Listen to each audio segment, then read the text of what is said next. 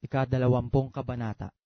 At nangyari sa isa sa mga araw samantalang tinuturuan niya ang bayan sa templo at ipinangangaral ang ebanghelyo na nagsilapit sa kanya ang mga saserdote at ang mga iskriba pati ng matatanda. At sila'y nangagsalita na nangagsasabi sa kanya, "Sabihin mo sa amin, sa anong kapamahalaan ginagawa mo ang mga bagay na ito?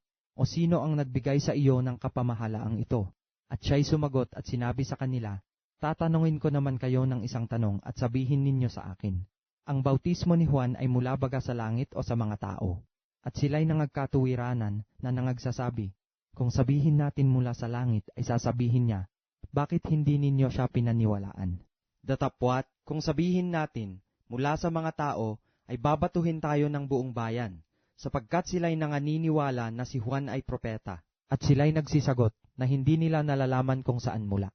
At sinabi sa kanila ni Jesus, "Hindi ko rin naman sasabihin sa inyo kung sa anong kapamahalaan ginagawa ko ang mga bagay na ito."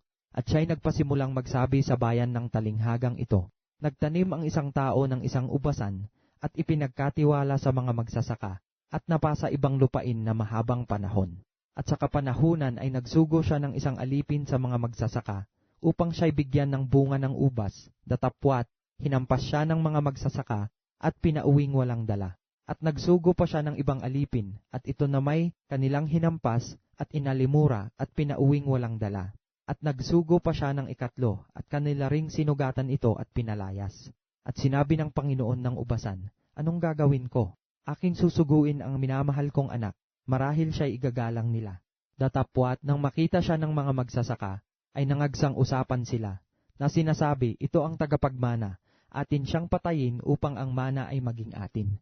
At itinaboy nila siya sa ubasan at pinatay siya. Ano nga kaya ang gagawin sa kanila ng Panginoon ng ubasan? Paroroon siya at pupuksain niya ang mga magsasakang ito, at ibibigay ang ubasan sa mga iba. At nang marinig nila ito, ay sinabi nila, "Huwag nawang mangyari." Datapwat, kanyang tinitigan sila at sinabi, "Ano nga baga ito na nasusulat? Ang batong itinakwil ng nangagtatayo ng gusali, ay siya ring ginawang pangulo sa panulok? Ang bawat mahulog sa ibabaw ng batong yaon ay madudurog, datapwat sinumang kanyang malagpakan ay kanyang pangangalating gaya ng alabok." At pinagsisikapan siyang hulihin sa oras ding yaon ng mga iskriba at ng mga pangulong saserdote, at sila'y nangatatakot sa bayan sapagkat nahalata nila na sinabi niya ang talinghagang ito laban sa kanila. At siya'y inaabangan nila at sila'y nangagsugo ng mga tiktik na nangagpakunwaring mga matuwid upang siya'y mahuli sa kanyang salita na siya'y maibigay sa pamiminuno at sa kapamahalaan ng gobernador. At kanilang tinanong siya na sinasabi, "Guro, nalalaman namin na ikaw ay nagsasabi at nagtuturo ng matuwid, at wala kang itinatanging tao, kundi itinuturo mo ang katotohanan ng daan ng Diyos. Matuwid bagang kami ay bumuwis kay Cesar o hindi?" Datapwat, napagkilala niya ang kanilang lalang at sinabi sa kanila, "Pagpakitaan ninyo ako ng 1 denaryo, kanino ang larawan at ang nasusulat dito?" At sinabi nila, "Kay Cesar." At sinabi niya sa kanila, "Kung gayoy, ibigay ninyo kay Cesar ang kay Cesar, at ang sa Diyos, ang sa Diyos."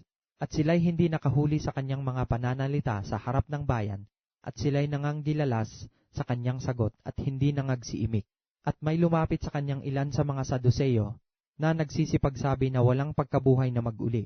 At kanilang itinanong sa kanya na sinasabi, "Guro, isinulat sa amin ni Moises na kung ang kapatid na lalaki ng isang lalaki ay namatay, na may asawa at siya'y walang anak, ay kunin ng kanyang kapatid ang asawa at bigyang anak ang kanyang kapatid.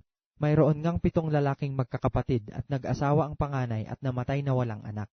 At ang pangalawa at ang pangatlo'y nag-asawa sa bao. At gayon din ang 7 naman ay hindi nag-iwan ng mga anak at nangamatay. Pagkatapos ay namatay naman ang babae. Sa pagkabuhay na mag-uli nga, kanino sa kanila magiging asawa kaya ang babaeng yaon? Sapagkat siya'y naging asawa ng 7. At sinabi sa kanila ni Jesus, "Nagsisipag-asawa ang mga anak ng sanglibutang ito at pinapag-aasawa. Datapwat ang mga inaaring karapat-dapat magkamit ng sanglibutang yaon at ng pagkabuhay na mag-uli sa mga patay ay hindi mangag-aasawa ni papag-aasawahin, sapagkat hindi na sila maaaring mga matay pa, sapagkat kahalintulad na sila ng mga anghel, at sila'y mga anak ng Diyos palibhasay mga anak ng pagkabuhay na mag-uli."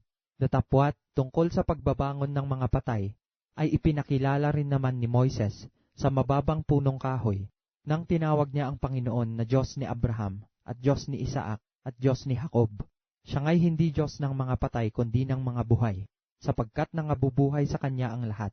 At pagsagot ng ilan sa mga iskriba ay nangagsabi, Guro, mabuti ang pagkasabi mo, sapagkat hindi na nga sila nangahas tumanong pa sa kanya ng anumang tanong. At kanyang sinabi sa kanila, paanong sinasabi nila na ang Kristo ay anak ni David? Sapagkat si David din ang nagsasabi sa aklat ng mga awit, sinabi ng Panginoon sa aking Panginoon, maupo ka sa aking kanan, hanggang sa gawin ko ang iyong mga kaaway na tuntungan ng iyong mga paa. Dahil dito tinatawag siyang Panginoon ni David, at paanong siya'y anak niya. At sinabi niya sa kanyang mga alagad, na naririnig ng buong bayan, mag-ingat kayo sa mga iskriba, na ibig magsilakad na may mahahabang damit, at iniibig nila ang sila'y pagpugayan sa mga pamilihan, at ang mga pangulong upuan sa mga sinagoga, at ang mga pangulong dako sa mga pigingan, na sinasakmal nila ang mga bahay ng mga babaeng bao, at sa pagpakunwaring banal ay nanalangin ng mahaba, ang mga ito'y tatanggap ng lalong malaking kahatulan.